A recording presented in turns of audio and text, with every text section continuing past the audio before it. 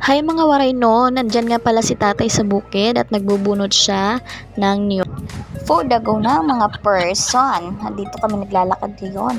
Tanghaling tapat, o diba? Pakganor. Alam niyo ba, ngayon lang din ako nakapunta dyan ulit sa bukid namin. Inutusan kami ni nanay na tulungan daw namin si tatay. O, napakaputik dyan. At saka napakahirap lakarin kasi mataas yung tsinelas ko. At saka may sugat pa yung paa ko. O, diba, napakaputik. Tapos, yun na nga. Palagi akong pumupunta dyan noon. Since grade school, inutusan ako ni nanay na maghatid ng pagkain doon kay tatay.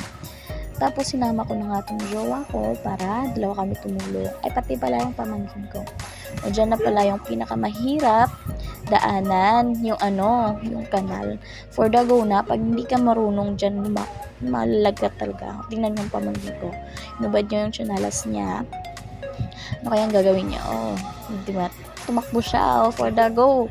Dahan-dahan lang. Baka malaglag ka sa maling tao. Pamangkin. Sabi ko, dahan-dahan lang. Baka malaglag sa maling tao. Oh, diba? Naka-refreshing talaga ng bukid. Na wala yung stress mo, wala yung problema. Lalo na kulay green. Naglakad na kami doon na sa may damuhan na. Alam niyo ba, nung bata pa ako, minsan inuutusan ako ni tatay na maghatid ng tubig. Napakalayo kasi ng bahay namin. Wala kaming tubig na maigiban dyan. Kahit balon, walang balon dyan. Lagi akong inutusan ni tatay. At kasama ko yung aking ate, yung nasa Cebu. Kaso nga, dahil nga mabait tayo, for the go, lagi tayong inuutusan. Kasi nga, bata pa tayo, di ba? No choice, sabihin tatay, doon, umuwi ka sa bahay at kumuha ka ng tubig, etc. pagkain, utusan ka ng ginto, ng ganyan. Pero mga dahil mabait tayo, sige, susunod ako tatay, napakapit na bata, char. Dito na nga tayo. Marami na palang nakuhang niyog. Teka lang, dyan.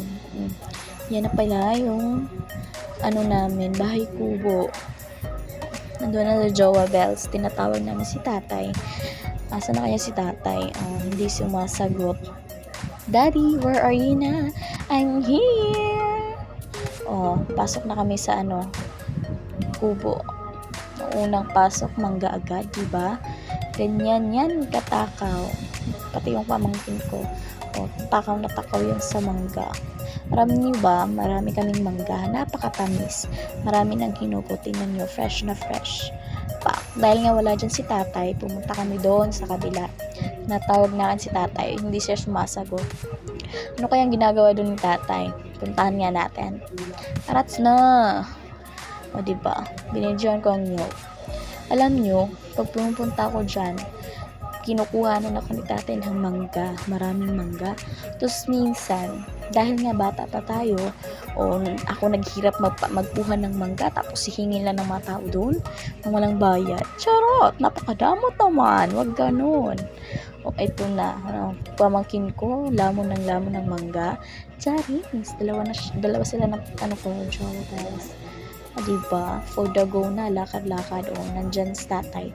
Nakita na namin. Yun, sa likod ni tatay may pusa. Kala ko yung pusa namin na si Ining. Yung pala, wow, wrong tayo.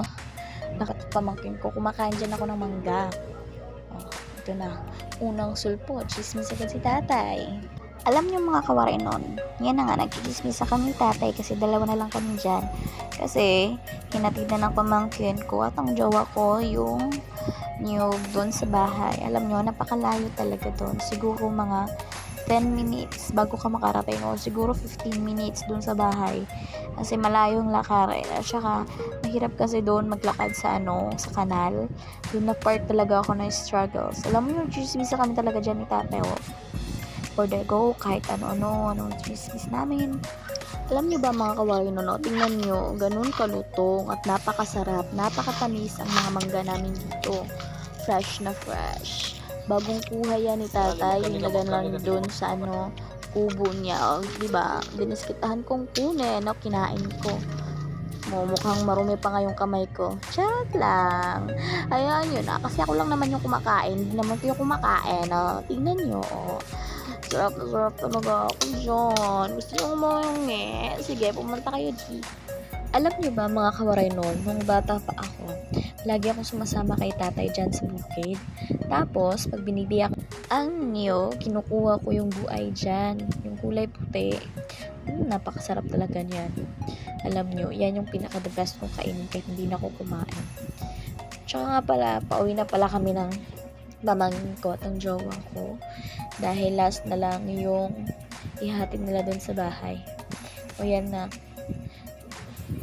O, diba? Lingon-lingon yan. Kasi, masakit yung likod niya. O, pinaunahan niya ako dito. Kasi napakaputik at saka mahirap yung daan kasi may bit-bit siya. O, dito nga tayo. Okay. Bye-bye muna, guys. Thank you for watching. Like, share, and subscribe. Babush!